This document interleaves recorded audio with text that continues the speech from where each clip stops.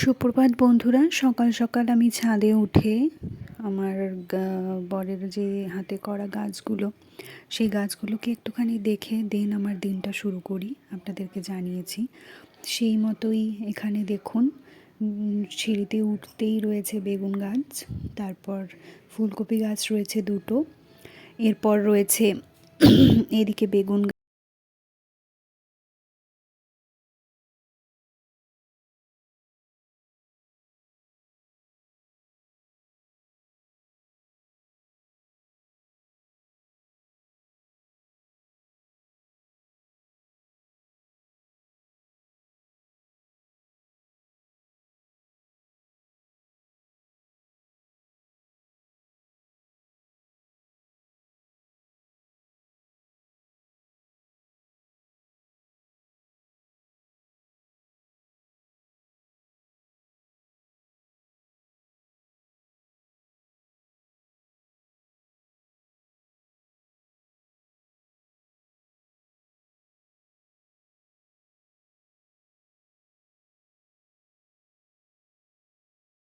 দেন বাইরে একটুখানি ভিউটা আপনাদেরকে দেখাচ্ছি, সকালবেলাটা কতটা সুন্দর লাগে।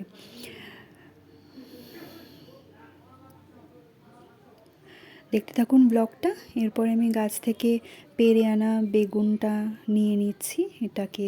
এটা সাদা বেগুন, এটার মধ্যে বীজ খুবই কম থাকে। এটাকে আমি ভাজা করব। ভীষণই ভালো কোয়ালিটির বেগুন, এতে তেলও কম লাগে অনেকটা। ভেবেছিলাম আরও একটা বেগুন নেব, কিন্তু তারপরে ভাবলাম না, একটাই করি। তো সঙ্গে থাকুন, দেখতে থাকুন। বেগুনটা ভাজার প্রসেস তো নর্মাল বেগুনের মতোই। তো তারপর একটু চা খেয়ে এদিকে ভাত হচ্ছে। আমি ওইদিকে কী রান্না করব চিন্তা করছিলাম। চিন্তা করতে করতে দিন তারপরে বেগুনটা কেটে নিচ্ছি। এটাকে টুকরো টুকরো করে কেটে নিয়ে দেন তারপর চাক চাক করে গোল গোল করে কেটে নিলেও তেল।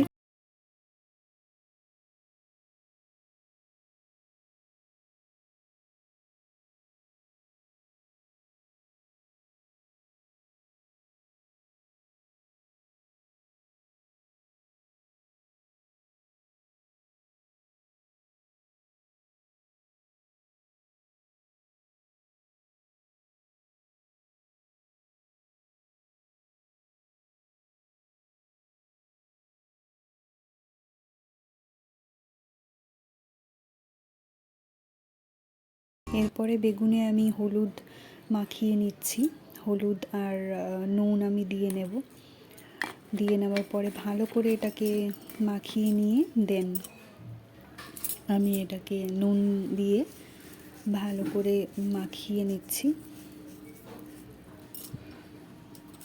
নুন দিয়ে মাখিয়ে ভালো করে নুন দিয়ে মাখিয়ে আমি রেখে দেবো কিছুক্ষণ।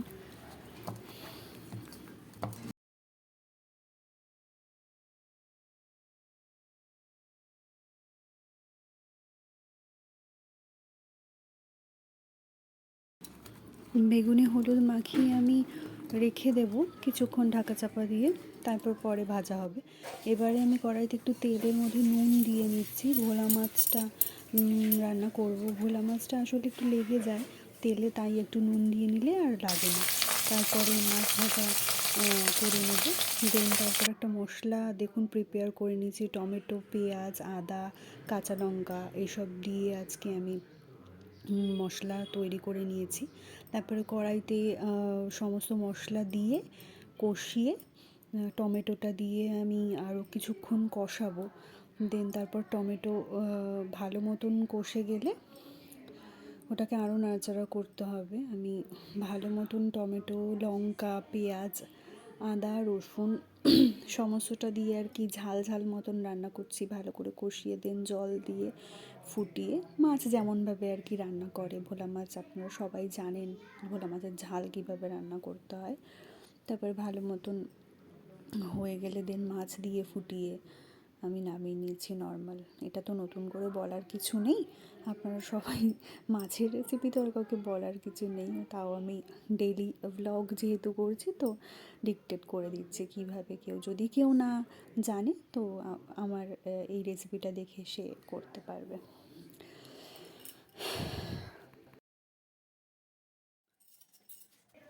এরপর আমি পরোটা বানিয়ে নেব সকালের ব্রেকফাস্টের জন্য। এরপর পরোটা বানিয়ে দেন তার সাথে খাওয়ার জন্য সবজি প্রিপেয়ার করে নেব। ওইদিকে মাছটা হতে থাকছে, আমি এদিকে পরোটা বানানোর জন্য বেলে নিচ্ছি। গোল হয় না, কিন্তু চেষ্টা করছি যতটা সম্ভব করার। ওইদিকে মাছটা ফুটে গেছে। মাছটা ফুটে গেলে, মাছটা যখন মশলা কষে গেছিলো আমি জল দিয়ে মাছ দিয়ে দিয়েছিলাম। আর এদিকে আমি পেঁয়াজকলিটা কেটে নিচ্ছি, পেঁয়াজকলি আলু ভাজা করব বলে রুটির সাথে খাওয়ার জন্য। সকালবেলা এতটাই রাশ থাকে, তাড়াহুড়োতে খুব বেশি কিছু করা হয় না, যতটা সিম্পল রান্না করা যায় আর কি ততটাই সিম্পল করা হয়। আরও ছুটির দিনে আপনাদের সাথে অবশ্যই আমি ভালো ভালো কিছু রেসিপি শেয়ার করব। এদিকে পেঁয়াজ কড়িটা ভাজা হয়ে গেছে, আমি একটু নাড়াচাড়া করে এরপরে নামিয়ে নিচ্ছি। দেন আমি চলে এসেছি ব্রেকফাস্ট করতে। ব্রেকফাস্ট নিয়ে বসে আমি খুব ঝটপট করে খাবারটা খেয়ে নিয়ে দেন তারপর রেডি হব। আর খেতে খেতে আমি আপনাদের সাথে আই কন্ট্যাক্ট করছি ঠিকই, কিন্তু ফেস টু ফেস কথা বলার মতন সময় সকালবেলাটা থাকে না। ওই কারণে ক্যামেরাটা জাস্ট অন রেখে আমি কোনো মতে তাড়াতাড়ি করে খেয়ে অফিস যাওয়ার জন্য রেডি হওয়ার কথা চিন্তা করছি, যে তাড়াহুড়ো করে যতটা তাড়াতাড়ি সম্ভব খাওয়া যায়। আর খেতে খেতে ভাবছি যে কী রেসিপি শেয়ার করা যায়। রোজই তো খুব সিম্পল রেসিপি আপনাদের সাথে শেয়ার করছি, তো কিছু ভালো রেসিপি শেয়ার করার কথা। এরপর আমার হাজব্যান্ড হাসছে, লজ্জা পাচ্ছে। আমি ওকে কালকে ভিডিওতে দেখেছেন আপনারা, রসমালাইয়ের ক্লিপ দিয়েছি, ওটা নিয়ে ওকে টিজ করছিলাম। নাও না নাও না, আচ্ছা, লজ্জা পাচ্ছে না শরীরটা ভিডিও বলে? হ্যাঁ, দেখো কিন্তু তাকিয়ে না, তাকিয়ে দেখো। না, খেয়ে নিলাম। হ্যাঁ খেয়ে নাও। এরপর আমার মা বাড়ি থেকে খিচুড়ি পাঠিয়েছে, ওটাও খাচ্ছে। ও একটু টেস্ট করে জানাচ্ছে আপনাদেরকে, দেখুন কতটা টেস্টি হয়েছে, কী হয়েছে না হয়েছে।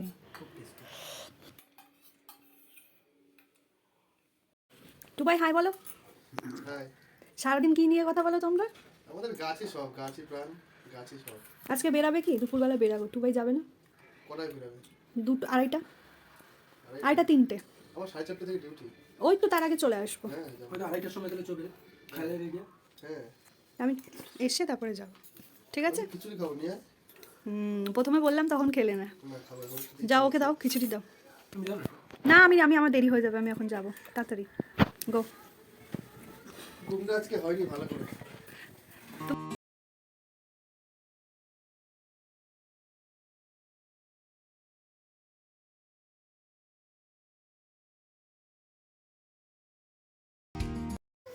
গুড মর্নিং ফ্রেন্ডস, আমি অফিস চলে এসেছি, এখন বাজে 11:35। এক্ষুনি ওপিডি স্টার্ট হবে, সবার সাথে দেখা হবে অনেক পর। আমি অফিসেও একটু নিয়ে এসেছিলাম খিচুড়িটা, তারপরে আমি লাঞ্চ করে নিয়েছি। আর কোনো ক্লিপ আপনাদের দেখানো হয়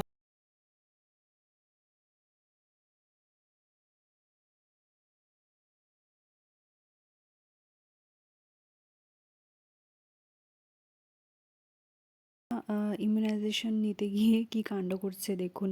ওই যে ওর ক্লিপ নিচ্ছি, ও যে আরম্ভ করেছে।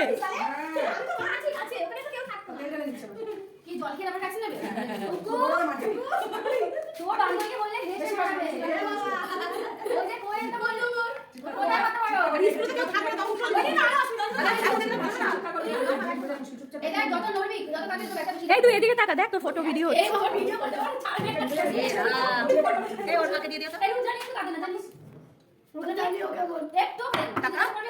এখানে যতজন আছে তাদেরকে জিজ্ঞাসা করি, যতক্ষণ ভয় হতে পারে তোমার বরের কথা মতো।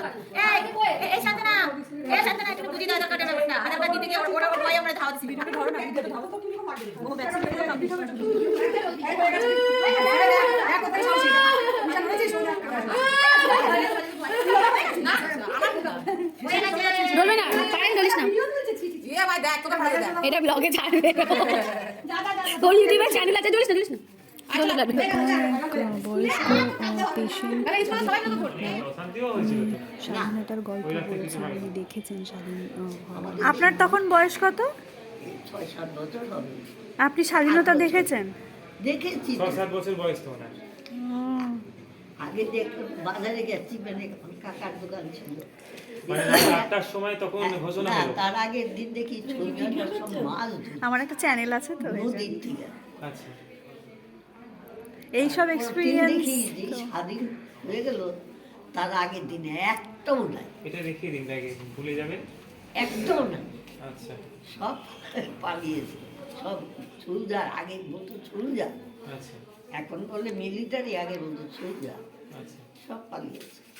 আমরা সব দেখেছি। কটার সময় হয়েছে ঘোষণা? আমাদের এখানে 8টার সময়। আচ্ছা আচ্ছা আচ্ছা,